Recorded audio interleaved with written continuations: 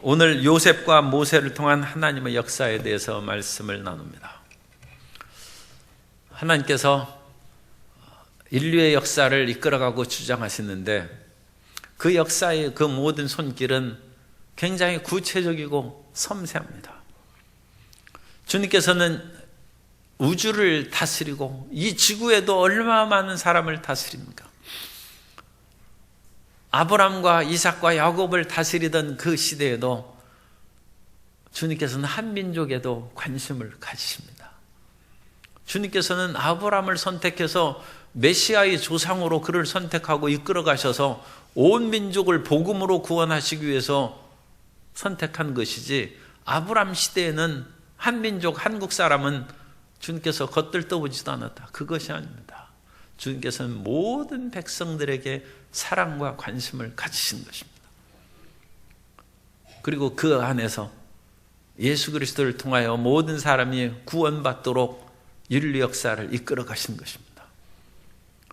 그런데 그와 같이 거대한 하나님의 섭리가 있을 뿐만 아니라 주님께서는 상한 갈대를 꺾지 아니하시고 꺼져가는 심지를 끄지 아니하고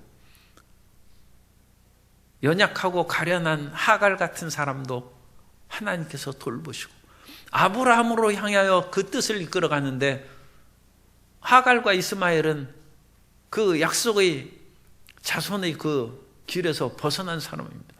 그럼에도 불구하고 그들을 돌보신 것입니다.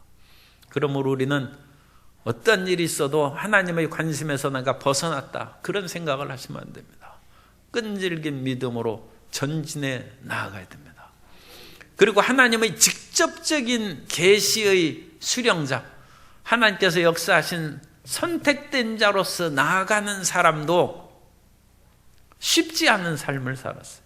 요셉을 보면 하나님께서 그 요셉을 통하여 위대한 역사를 이루어 나가신데도 불구하고 요셉은 고난과 끈 것이 말할 수가 없습니다. 그래서 여러 조상이 요셉을 시기하여 애굽에 팔았더니 형제들에 의해서 요셉이 팔려갔어요. 사람들이 고통당하는 일이 많지만 형제들이 자기 동생을 파는 그런 집안은 별로 없잖아요. 그런데 이 야곱의 집이 그런 집안이 됐어. 그죠? 하나님께서 아브라함과 이삭과 야곱을 선택하셔서 그 일을 이끌어 가시는데 아들 10명 낳았다고 자랑할 까닭이 없어요. 아들 10명이 11번째 아들을 팔아버렸어요. 그 집이 야곱의 집이에요. 그러니까 집에 조금 수상한 일이 있어도 낙심할 거 없어요. 그래도 우리 집은 형제끼리 팔고 그러지는 않는다. 물론 요셉이 약간 그 자랑한 것이 있었죠. 그러나 하나님의 꿈이 워낙 영롱하게 그 마음에 부딪히니까 그걸 얘기하고 그 마음의 감격을 말을 안 할 수가 없죠. 하나님의 그런 환상과 말씀이 우리에게 부딪히면 우리는 그것을 얘기 안 할 수가 없습니다. 우리 마음 가운데 예수 사랑이 부딪히면 뛰쳐나가서 복음을 증거하지 않을 수 없습니다. 그러니까 요셉이 많이 말을 했는데 그것을 듣고 형들이 좋아하지 않았어요. 창세기 37장 9절 이하에 보면 요셉이 다시 꿈을 꾸고 그의 형들에게 말하여 이르되 내가 또 꿈을 꾼즉 해와 달과 11별이 내게 절하더이다 하니라. 그가 그의 꿈을 아버지와 형들에게 말하매 아버지가 그를 꾸짖고 그에게 이르되 내가 꾼 꿈이 무엇이냐? 나와 내 어머니와 내 형들이 참으로 가서 땅에 엎드려 내게 절하겠느냐? 그의 형들은 시기하되 그의 아버지는 그의 말을 간직해 두었더라. 부자 사이는 1촌이고 형제는 2촌입니다. 그러니까 한 달이 걸려 천리라는 말이 맞아요. 그러니까 그 요셉이 한 얘기를 듣고 1촌인 아버지는 마음에 간직하고 또 1촌 건너뛴 형들은 시기하였다. 그래서 팔아버렸어요. 그런데 10명이 판 것이죠. 다수가 하는 행동이 항상 옳은 것은 아닙니다. 민주주의가 참으로 좋은 것이긴 합니다만 민주주의 다수결 원칙이 반드시 옳은 것이 아닙니다. 10명이 팔고 요셉은 혼자의 10대 1이죠. 그러나 요셉이 옳지 않습니까? 12명의 정탐꾼을 파견했는데 10명의 정탐꾼은 우리 애굽으로 돌아가자고 하고 2명의 여호수아와 갈렙은 우리 하나님의 명령대로 따르자. 10대 2로 졌습니다. 그럼에도 두 사람이 올바른 것입니다. 민주주의는 보완돼야 될 점이 많이 있어요. 다수결로 많은 일들이 올바르게 진행되기도 하지만 반드시 그런 것은 아니다. 모세의 경우에도 마찬가지입니다. 이스라엘 백성들이 모세를 거역했다는 것을 이제 우리가 살펴볼 것인데 다수의 사람들이 모세를 거역했어요. 그러나 모세는 하나님의 명령을 듣고 그 일을 끝까지 밀고 나가는 것이에요. 이 창조적인 소수입니다. 그러므로 우리에게 하나님의 어떤 말씀이 임하고 그랬을 때 사람들이 반드시 나를 도와줄 거라고 생각하지 말아야 됩니다. 하나님이 돕는 것만 확실하면 눈에는 아무 증거 안 보이고 귀에는 아무 소리 안 들리고 손에는 잡히는 거 없어도 밀고 나가는 것입니다. 그것이 믿음인 것입니다. 사람에 의해서 용기와 힘을 얻으려고 너무 기대 안 하는 것이 좋습니다. 사람들은 우리에게 용기와 힘을 줄 때도 있지만 오히려 그것이 놀랍고 영롱한 꿈이면 우리를 시기하고 질투하고 또 우리를 저 사람이 왕이 되면 안 된다 해서 제거해 버리려고 하는 것입니다. 그래서 팔았어요. 그런데 중요한 것은 하나님이 그와 함께 계셨다. 그래서 그 모든 환난 가운데서 애굽의 왕 바로 앞에서 은총과 지혜를 주심에 바로가 그를 애굽과 자기 온 집의 통치자로 세웠느니라. 한 절 말씀이죠. 그 모든 환난에서 통치자가 됐어요. 그런데 13년 걸렸어요. 그러니까 지금 몇 년 걸리고 그래도 너무 놀라고 그러지 마세요. 요셉은 보디발의 집에서 종살이 했어요. 종살이. 인생이 험한 그런 종살이 할 때도 있고 또 교도소라면 이상한데 그냥 감옥이 나을 것 같은데 감옥 하면 또 표준말이 요새 그 언어 교도소 순화된 용어를 쓰라 이거예요. 그런데 감옥에 갇혔어요. 그런데 어쨌든 요셉이 교도소 갇힌 것은 좀 더 무겁게 느낌이 돼요. 요셉은 교도할 필요가 없는 사람인데 어쨌든 교도소에 갇혔어요. 그래도 요셉이 믿음을 지켰다. 거기서 타락하고 인생 될 대로 되라는 식으로 포기하지 않았어요. 끝까지 믿음을 지켜야죠. 거기에서도 사람들이 배반을 당하는 거예요. 거기에서 그 술 맞고 떡 맡은 관원장들에게 꿈을 해몽해주고 자기 억울한 것을 다 얘기했는데도 불구하고 그래 내가 나가면 너를 돌봐주겠다 했는데 잊어버렸어요. 하나님의 때가 안 됐으니까 잊어버리는 거예요. 그런데 그들이 나간 후 그 사람이 한 사람이 죽고 한 사람이 나간 후 2년 후에 바로가 꿈을 꿨을 때 그 술 맡은 관원장이 바로가 꿈을 해몽을 못해서 고민할 때 기억나는 거예요. 꿈을 해몽 잘하는 사람이 교도소에 있다. 그래서 요셉을 천거한 것입니다. 때가 되면 하나님께서 세우시는 것입니다. 그래서 그 때가 되기까지 끈질기게 기다려요. 그래서 13년 만에 17살의 소년이 얼마나 무너지기 쉬운 나이입니까? 그러나 17세의 소년이 그 모든 환난을 꿋꿋하게 이기고 30살에 애굽의 총리가 됐어요. 그것이 하나님께서 은총과 지혜를 주셨다. 그러므로 우리가 지금 환난을 당하고 있을지라도 보이지 않는 은총이 있고 하나님의 인도하심이 있습니다. 우리 옆에 계신 성도님에게 보이지 않는 은혜와 지혜가 있습니다. 그것으로 우리가 살아가는 것입니다. 내 힘으로 살아가는 것 같아도 하나님께서 그렇게 우리를 지켜주고 돌봐 주신 것입니다. 그리고 나서 이제 하나님께서 그 애굽과 가나안 온 땅에 흉년을 주어서 그 2년이 됐어요. 2년이 그러니까 풍년 7년이 지나고 흉년 2년이 됐어요. 그러니까 30살에 요셉이 총리가 되고 39이 됐어요. 39. 그래서 39이 됐을 때 형들이 와서 13절에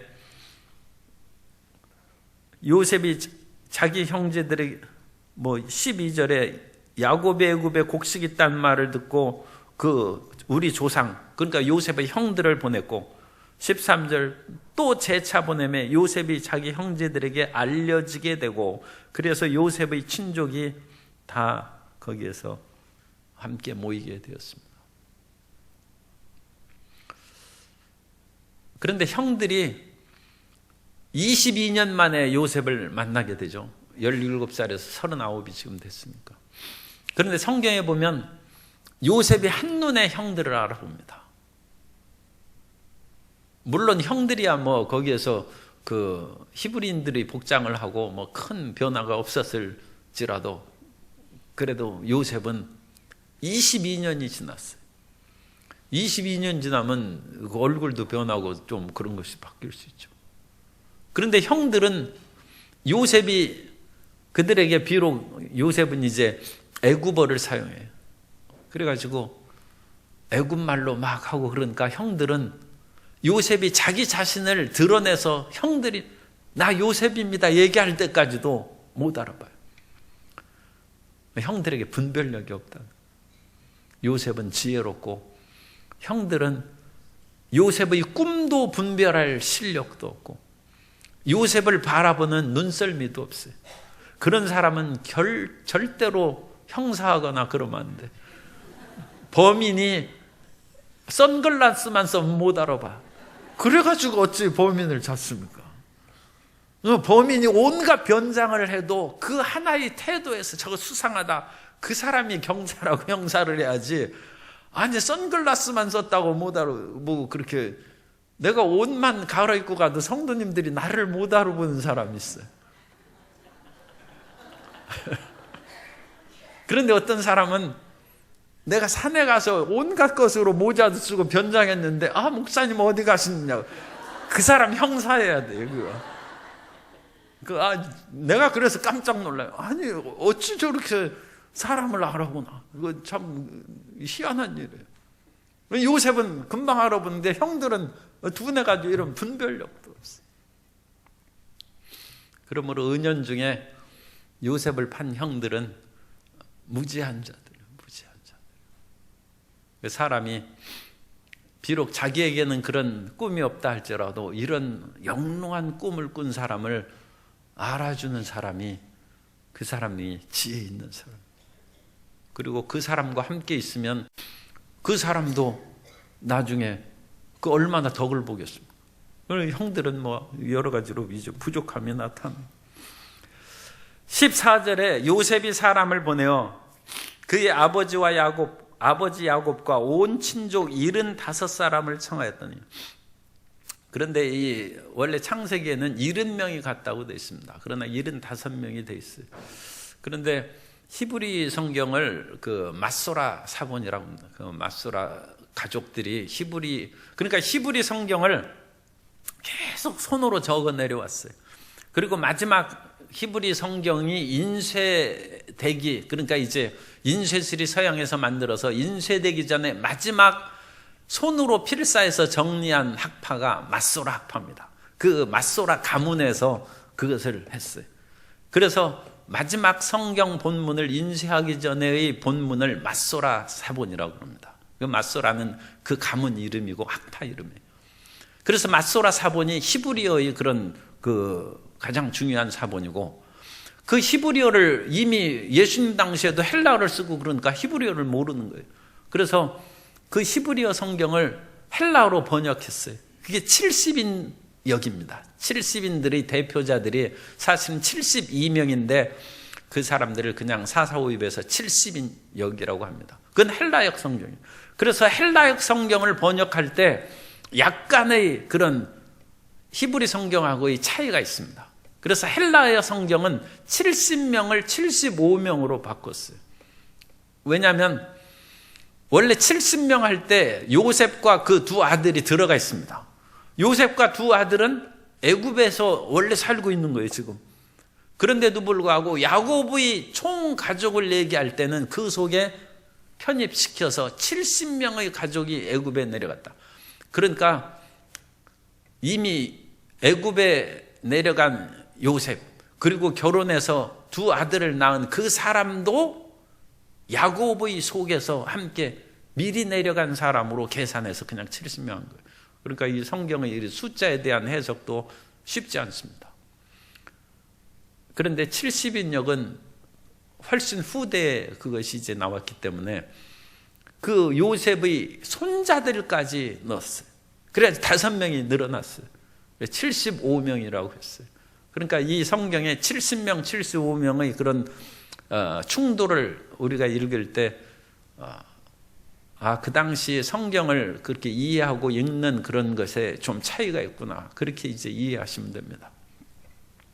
그래서 어쨌든 야곱과 온 가족이 다 내려갔어요. 다 내려가서 거기서 해서 야곱이 애굽으로 내려가 거기서 죽고, 또 세겜으로 옮겨져 아브라함이 세겜 하몰의 자손에게서 은으로 값주고 산 무덤에 장사되냐.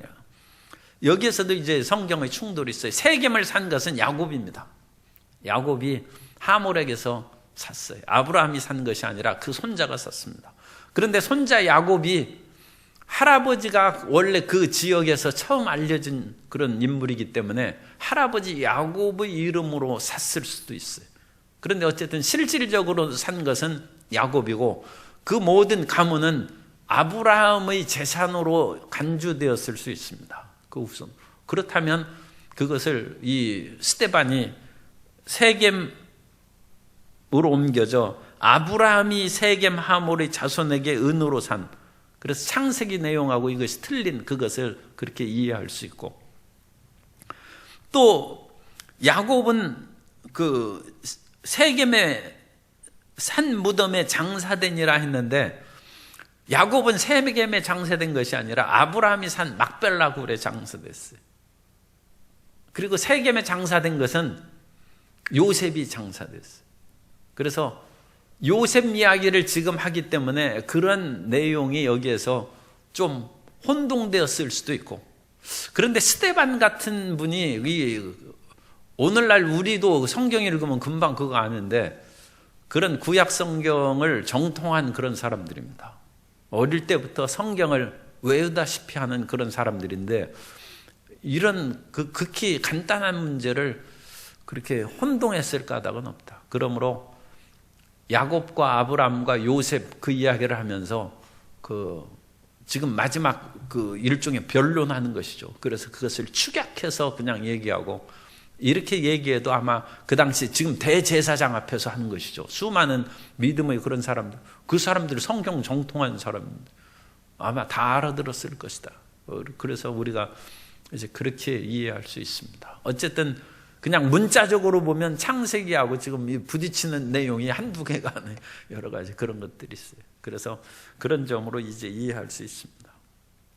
그러나 17절에 보면 하나님이 아브라함에게 약속하신 때가 가까우매 이스라엘 백성이 애굽에서 번성하여 많아졌더니 요셉을 알지 못하는 새 임금이 애굽 왕 위에 오르매. 그래서 요셉을 알지 못하는 왕이 올랐던 때는 요셉이 39에 이제 총리가 되고 요셉이 110세에 죽습니다.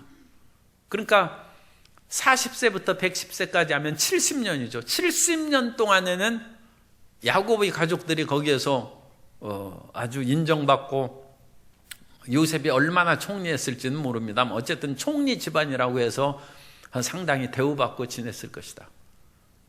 그러나 400년 동안, 정확하게는 430년입니다. 그 나머지 이제 400년으로 계산하는 게 쉬우니까 하면 330년은 요셉을 알지 못한 새 왕이 일어나서 별로 대접을 받지 못하고 살아가고, 그럼에도 불구하고 하나님께서 이 요셉, 야곱의 그 집안을 축복해 주셔서 인구가 번성하기 시작하고, 그 번성한 것을 두려워하는 애굽 왕이 이제는 핍박하기 시작해서 아들을 낳거든 나일강에 던져버리라는 그런 극도의 그런 핍박이 다가온 그 시대에 모세가 태어난다. 그러니까 요셉이 있던 그런 그 한 100년 동안에는 야곱의 자손들이 평안하게 그렇게 살았고, 한 300여 년 동안은 좀 그 외국에서 온 그런 가나안 땅에서 이주한 백성들이죠. 그러니까 뭔가 차별을 받고 천대를 받고, 마지막 출애굽하기 100년 전쯤에는 그 차별과 핍박이 훨씬 심해져서 그 백성들이 무슨 생각하겠어요? 못 살겠다. 왜냐하면 못 살겠다는 생각을 해야 가나안으로 가죠. 나는 애굽은 도저히 못 떠나. 그러면 약속의 땅으로 안 갈 거 아닙니까? 미국에서 사는 것이 행복하면 우리나라에 왜 오겠어요? 아니, 그건 또 신뢰의 말이 될 수 있어요. 어쨌든 해외에 간 사람이 지금 나이가 이제 70 되고 그러면 고국으로 돌아와요. 아무래도 한국이 좋다. 그래서 그곳에서 고기도 맛있고 음식도 풍부하고 거리도 깨끗하고 선진 문화가 많이 있는 그런 나라로 원래 우리가 이민 가거나 가서 살지 않습니까? 그 살기가 여러 가지로 외적으로는 좋고 그렇지만 그래도 나는 내 태어난 고국으로 온다. 그래서 오는 것입니다. 거기 사는 것이 외적으로는 좋아도 마음이 불편한 것이죠. 하나님께서 우리 삶에 고통과 역경을 주시면 또 깊이 생각해야 돼. 아, 이걸 정리하라고 하는 것이 아닌가. 내가 이 모든 것을 떠날 때가 되지 않았나. 그것도 생각해야 돼. 지금 마지막 그런 주님께서 출애굽하는 단계에는 아들을 낳고 자식을 낳아도 나일강에 던져놔요. 그런 나라에서 어찌 살겠어요? 그러니까 나오는 것이죠. 지금 400년 살았으면 고운정 미운정 다 들고 떠나기가 어려운 거예요. 그러나 떠나기 어려운 애굽에서 나와야 됩니다. 그래야 약속의 땅 가나안에서 하나님께서는 아브라함과 그 후손에게 가나안 땅을 주셨지 애굽 땅을 주신 것이 아닙니다. 나와야죠. 그래서 환난과 핍박이 극심해지면 하나님의 약속을 기억해야 됩니다.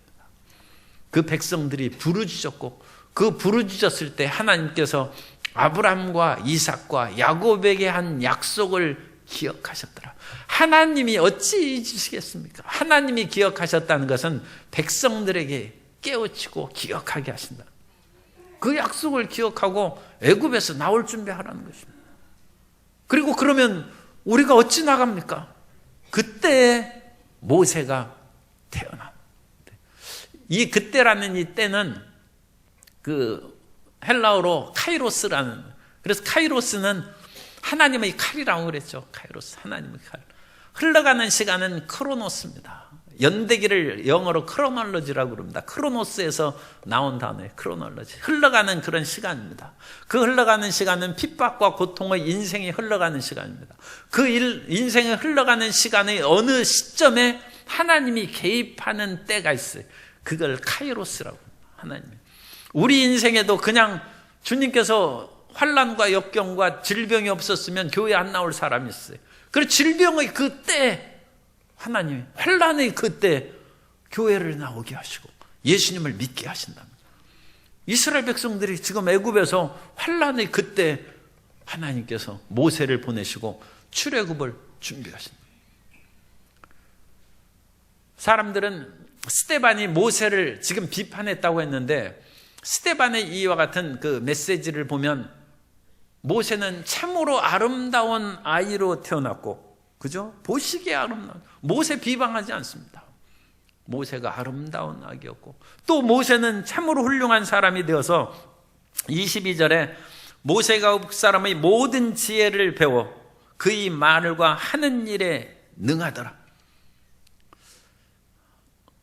솔로몬의 그런 시대에도 애굽의 지혜보다 뛰어나다고 했습니다. 솔로몬의 지혜가. 그 당시 근동에서 가장 뛰어난 그 지혜자들이 애굽에 있어요. 애굽의 술객들이 그러니까 모세를 대적하는 것이죠. 굉장히 지혜로운 사람입니다. 하늘의 징조를 다 파악하고 그런 지혜로운, 그것이 이제 마술사하고 연관되어서 이제 부정적인 그런 이미지를 갖지만 오늘날도 피라미드 짓기가 쉽지 않습니다. 피라미드는 2.5톤짜리 그 바위가 230만 개가 쌓여져 있어요. 그 230만 개로 2.5톤 돌이 그 쌓여진 그 피라밋이 집안이 침하되거나 무너져 내리지 않습니다. 지금까지 그 쌓인 피라밋이 거의 2000년, 4,500년이 지나도록 그렇게 4,500년 동안 세워진 건물이 쉽겠어요. 애굽의 지혜입니다. 애굽의 지혜. 그런데 모세가 이런 애굽에서 왕자 교육을 받았어요. 그래가지고 모세가 외국어 고등학교 다녔나요? 어쨌든 모세가 특수학교를 다녔어요. 그 특수학교는 다른 학교가 아니라 왕자들이 다니는 그런 특수교육을 받았어요. 그리고 거기에서 공부 잘했어요. 뭐 7등급하고 그러지 않아요. 공부 잘했어요. 그래서 말과 하는 일이 능하더라. 모세가 원래 말을 못했는가? 어쨌든 말과 하는 일이 능했어요. 그러나 모세가 40년 지난 후에는 혀가 둔한 자라고 했어요. 그러니까 모세가 말이 능했더라도 40년 동안 양들 치면서 말 안 하고 그러니까 단어도 다 잊어버리죠. 그래서 우리가 끊임없이 책을 읽고 공부하지 않으면 다 잊어버립니다. 우리말 단어도 다 잊어버립니다.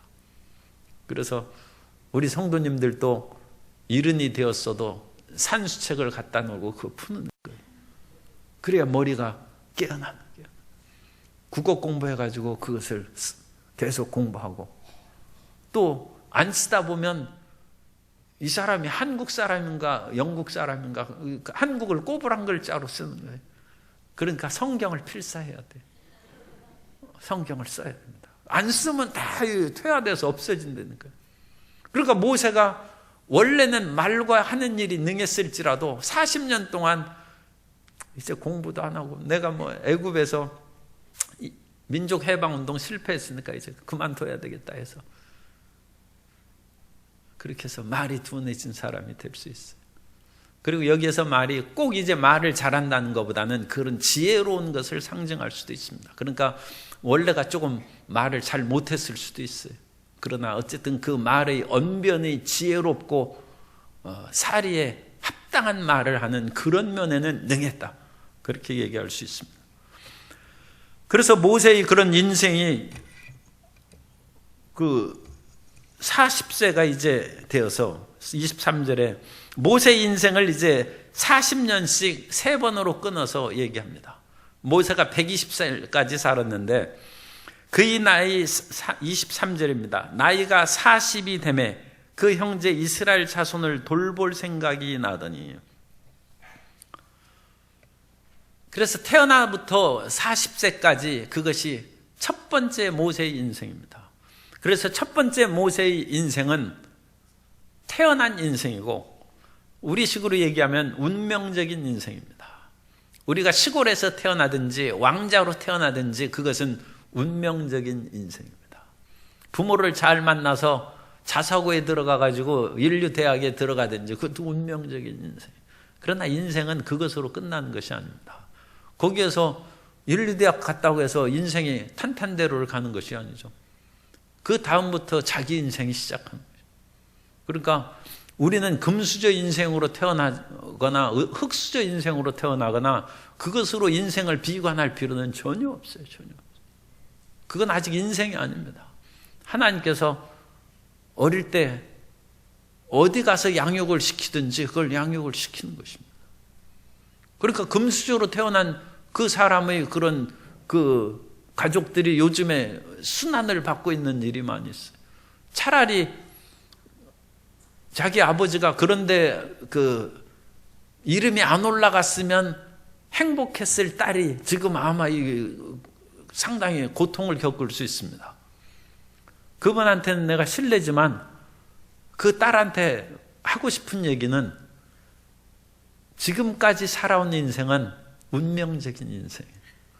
그리고 지금 이때부터 아버지 품을 떠나서 자기 인생을 살 시대가 왔어요.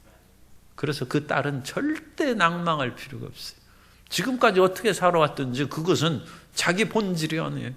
부모 덕을 받든지 아니면 부모의 피해를 보든지 간에 그건 별 문제 아니에요. 자기 성장할 때까지 누가 키워준 것입니다.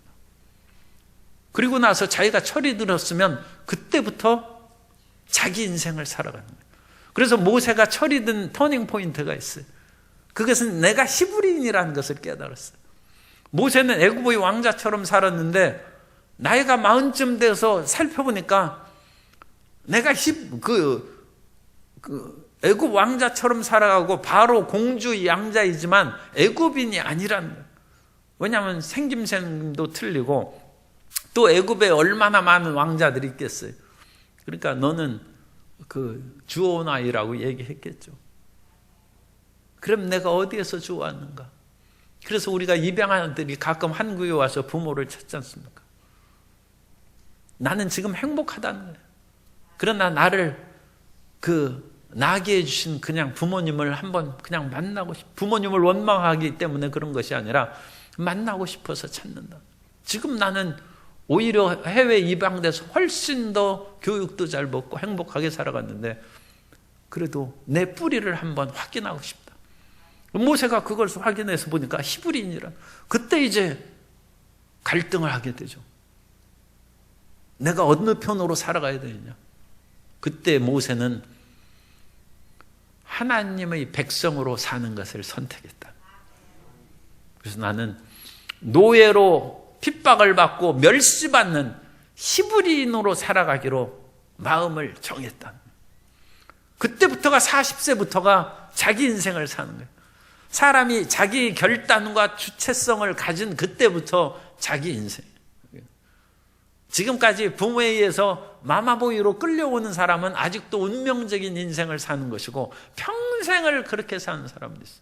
평생을 그렇게 자기 태어나고 끌려온 대로 살아가는 사람이 있어요. 그것은 바람직한 인생이 아닙니다. 그건 지금까지 주어진 것에 그냥 끌려서 살아가는 거예요. 그거 독립해야 돼. 독립해서. 그렇다고 해서 나이 50대 가지고 부모님에게 나 지금 집을 나가겠습니다. 그런 독립이 아니죠. 정신을 독립해야 돼. 정신을 독립하고 깨어나야 돼.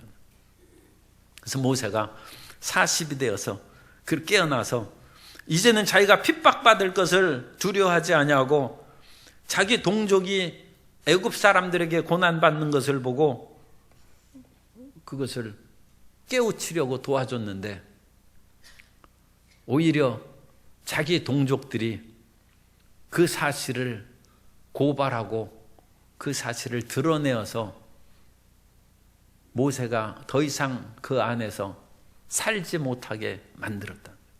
동족의 배반입니다. 그래서 이스라엘 백성들이 지금 내가 모세를 지금 스데반이 얘기입니다. 내가 모세를 거역하고 배반했다고 하는데 사실은 너희 조상 때부터 그런 것이다. 그 사실을 은연중에 얘기하는 거예요.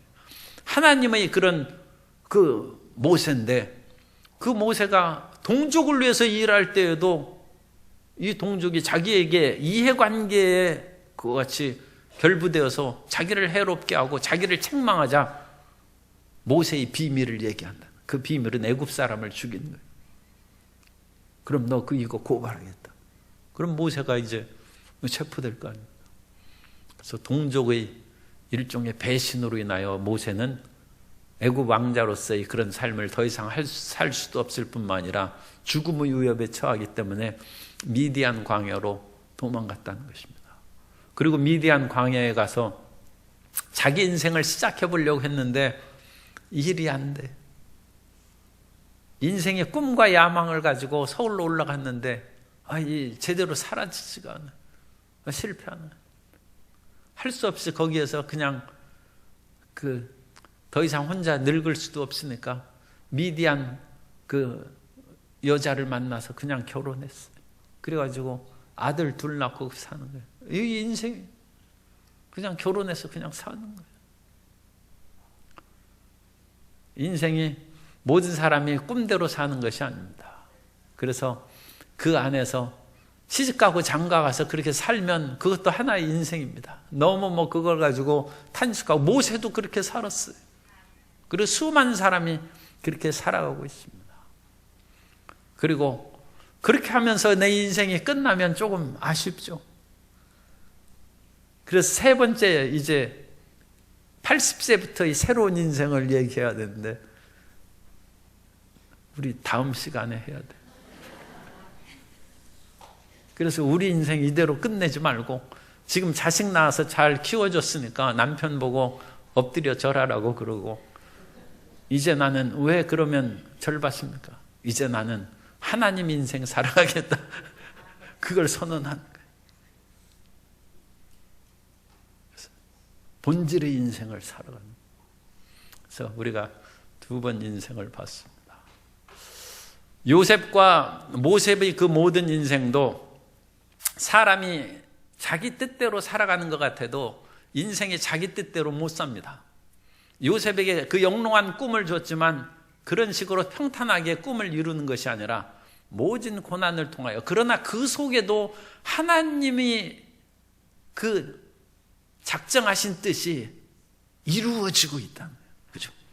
지금 보이지 않는 속에 계속 진행되어 나가서 요셉이 세워지는 것이고, 지금 모세를 하나님이 정하신 그때 태어났는데 40세 민족해방운동하면 그때 성공시켰으면 얼마나 좋겠어요. 모세가 학술과 무용도 뛰어난 그때. 그런데 하나님은 그때 안 썼어요. 하나님은 우리보다 위대하십니다. 그러나 하나님을 믿어야 돼요. 그리고 모세는 내 팽개쳐진 인생으로 미대한 광야에서 양치기가 됐어요. 그러나 그 속에서도 하나님이 역사하고 계십니다. 끈질긴 믿음과 인내로 전진함으로 하나님이 모든 성도님들에게 향한 뜻을 이루는 복을 누리게 되시기를 예수님 이름으로 축원합니다.